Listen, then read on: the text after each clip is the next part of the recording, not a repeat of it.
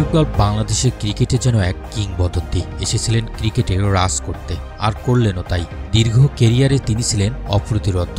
প্রতিপক্ষের চোখে চোখ রেখে কিভাবে লড়াই করতে হয় তার উদাহরণ হয়ে থাকবেন তামিম ইকবাল। আন্তর্জাতিক ক্রিকেটে তামিম ইকবালের পথ চলার থমকি ছিল অনেকদিন ধরে। এবার তা পুরোপুরি থামিয়ে দিলেন তিনি। বাংলাদেশের জার্সিতে আর দেখা যাবে না দেশের সফলতম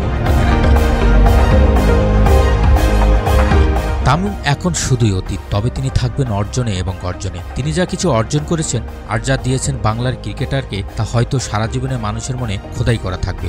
শুরুটা হয়েছিল সেই 2007 সালে হারারাতে। সেদিন জিম্বাবুয়ের বিপক্ষে লাল সবুজের জার্সিতে অভিষেক হয় তামিমের। শুরুটা ক্রিকেটের মাঠে হলো, শেষটা হলো এক স্ট্যাটাসের মাধ্যমে। সারা বিশ্বকে ফেসবুকে স্ট্যাটাস দিয়ে তিনি জানিয়ে দিলেন আন্তর্জাতিক ক্রিকেট আর দেখা যাবে না তাকে। বিদায়ী বার্তায় তামিম লিখেছেন, চ্যাম্পিয়ন্স ট্রফির আগে দলের মনোযোগ বিঘ্ন করার কারণ হতে চান না তিনি। আন্তর্জাতিক ক্রিকেট থেকে দূরে আছি অনেকদিন ধরে, সেই দূরত্ব আর ঘুচবে না।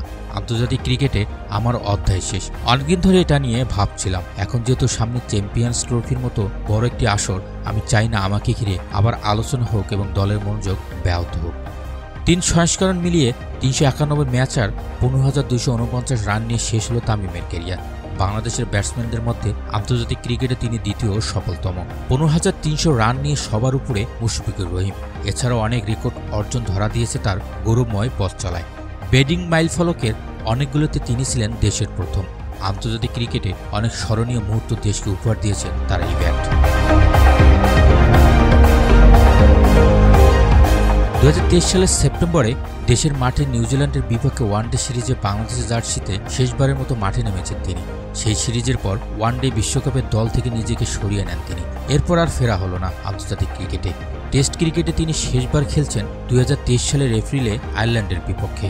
আন্তর্জাতিক টি-20 থেকে বিদায়ের ঘোষণা দেন তিনি 2022 সালের জুলাইয়ে।